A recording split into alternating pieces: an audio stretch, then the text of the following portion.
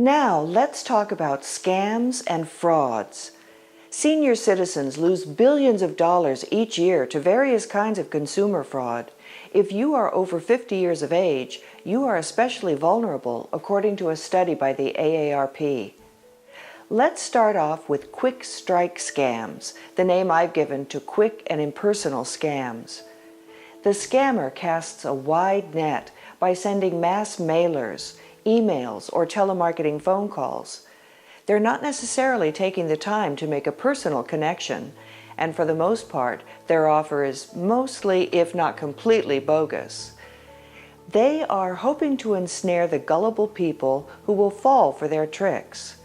They want to make a quick buck. Do you remember telling your children to beware of strangers? The same thing applies here. It's scammer, stranger, danger. Let's take a look at a common quick strike scam example, a sweepstakes scam. In this scam, the scammer tries to fool you into thinking you have won a prize or a sweepstake, or in another version, tells you of your prize eligibility.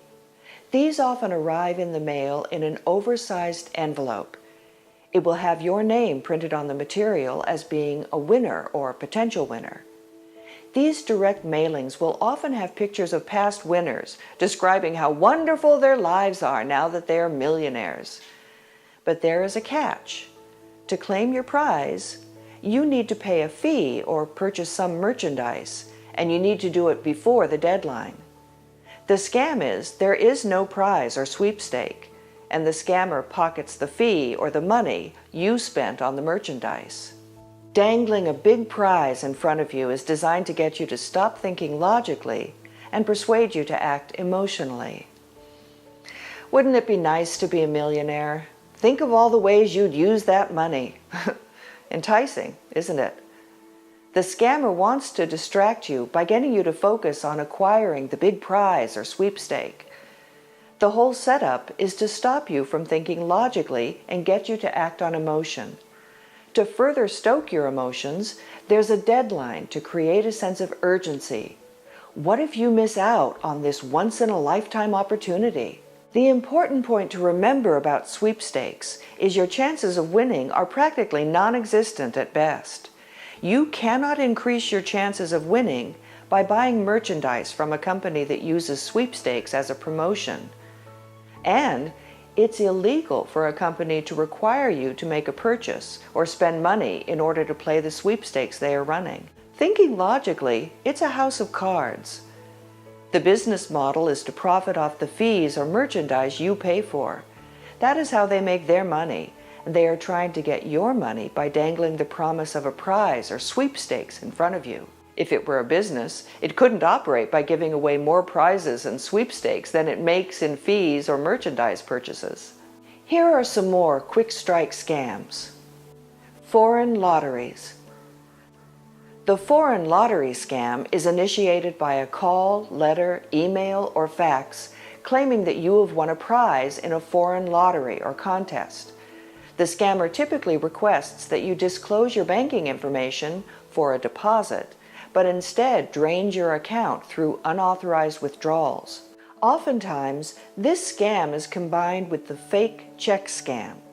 The scammer may also ask you to send money to cover fees for processing, legal operations, foreign customs, taxes, etc.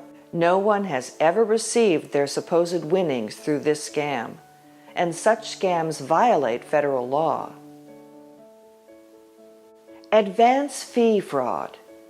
Advance fee fraud is a long-running scam whereby an unscrupulous scammer convinces you to send payment or an advance fee in exchange for a line of credit. Once the perpetrator of the scam receives the fee, however, the credit is not extended and you've lost your money. Oftentimes, the perpetrator may ask you for additional money for fees or processing charges. Fake check scams.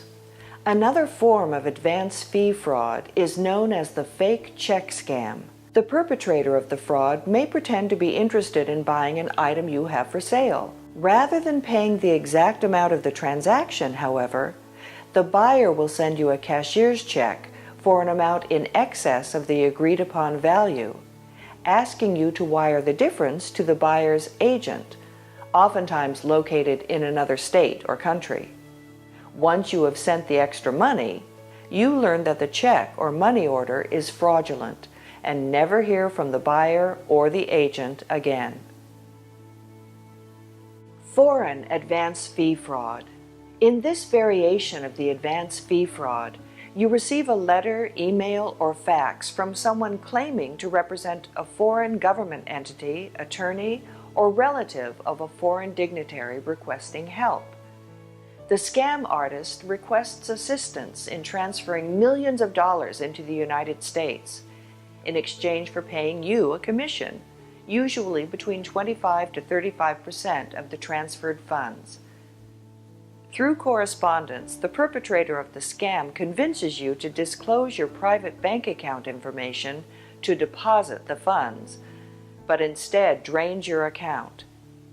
In the latest twist of this scam, the fraudster poses as an American soldier trying to wire money out of Iraq.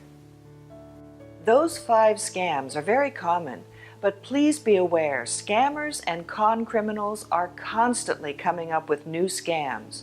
The following is a relatively recent example. Scam on grandparents. Typically, the scam on grandparents works like this.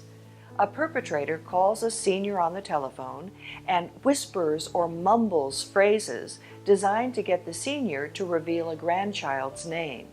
For example, the caller may say, "Grandma, it's me," or "Grandma, is that you?" in an effort to get you to say your grandchild's name. Once the perpetrator has the grandchild's name, he or she will impersonate the grandchild and claim to have lost a wallet or been in an accident. Then the perpetrator will ask the senior to wire money to the perpetrator, which often doesn't require identification to collect. To whip up your emotions further, the scammer may make up an immediate deadline, such as, "They're going to arrest me unless I pay today." The scammer may also get a grandchild's name off of the internet or social media and use that and other information to pose as the grandchild. Don't reveal your grandchild's name on the phone, and ask questions only your grandchild would know, such as what you did the last time you were together. And remember, a scam like this may be done through email as well, and may even come from your grandchild's email account if their account has been hacked. We cover additional scams on our website.